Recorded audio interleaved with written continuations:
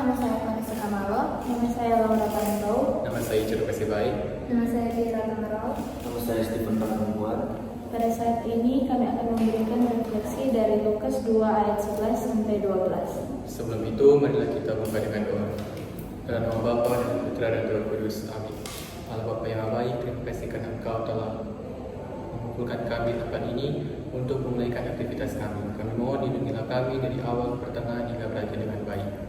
Together, Hallelujah to the Lord, to all nations, for the love of you. Saint Mary, Our Lady of the Stars, Pray for us, Saint John Baptist de la Salle, and all the Salesian saints, pray for us. lift Jesus in our hearts.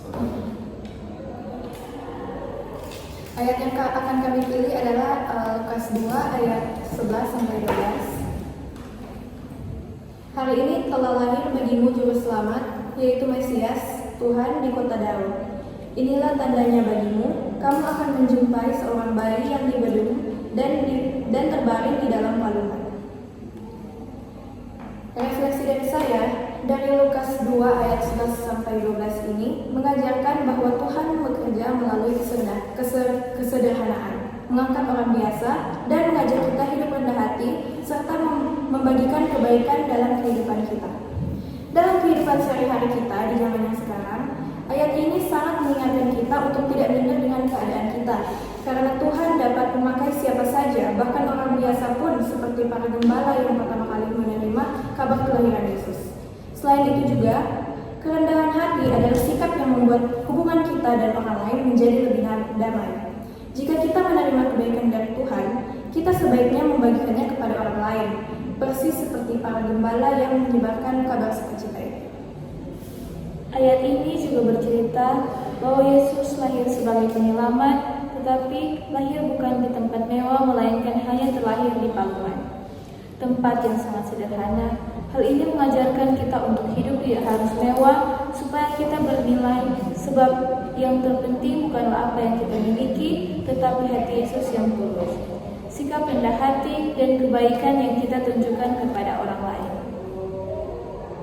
Pengalaman hidup yang paling kuat dari Lukas 2 ayat 11-12 adalah bahwa kehadiran Tuhan selalu mengubah hidup. Malam yang gelap dan sunyi di ladang berubah menjadi malam penuh kemuliaan bagi para gembala ketika Tuhan hadir.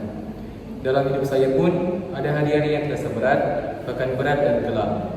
Tetapi ketika saya memberi ruang bagi Tuhan untuk hadir, perspektif saya berubah. Yang gelap menjadi terang, yang berat menjadi ringan, yang tanpa arah menjadi penuh harapan. Dari ayat ini saya akan men-sharing tentang kehidupan saya melalui pengalaman saya pada ayat itu. Pada saat malam setelah latihan pemuda selesai, saya dan teman-teman saya duduk melingkar di halaman gereja. Kami sedang membicarakan masalah-masalah penting masing-masing seperti masalah kuliah, masalah keluarga, dan masalah masa depan yang berakhir sangat membingungkan. Tiba-tiba salah satu teman saya yang bernama Vanessa berkata, tadi saat pulang dari kampus, dia menolong seorang ibu yang kesulitan membawa belanjaannya. Dia berkata, Tuhan selalu kirimkan pertolongan di waktu yang tepat. Kalimat itu membuat suasana hening sejenak, tapi semua orang merasakan kehangatan aneh yang membuat hati lega.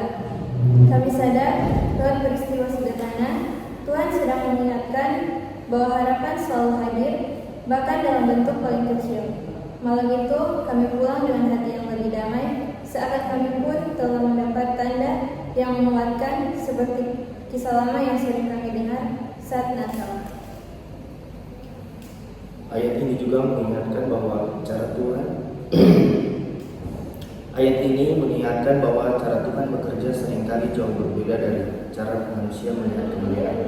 Juru selamat dunia tidak lahir di istana, tetapi di sebuah palungan yang sederhana. Allah memilih kerendahan untuk menyatakan kasih-Nya yang besar. Sekian refleksi ayat Alkitab dari kami. Kami akan menutup sesi ini dengan doa penutup. Let us remember that we are in the holy presence of God. In the name of the Father, the Son, and the Holy Spirit. Allah Bapa yang Maha Baik, kami mengucap syukur kepadamu atas kebaikan-Mu.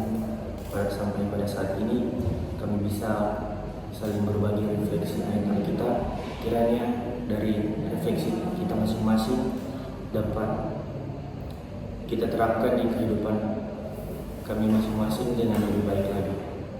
Together, I will continue, my God, to your nation for the love of you. Saint Mary, Our Lady of the Star, pray for us. Saint John Baptist and all Lasallian saints, pray for us. Lift Jesus in our heart. Forever. Sekian dari kelompok kami, terima kasih.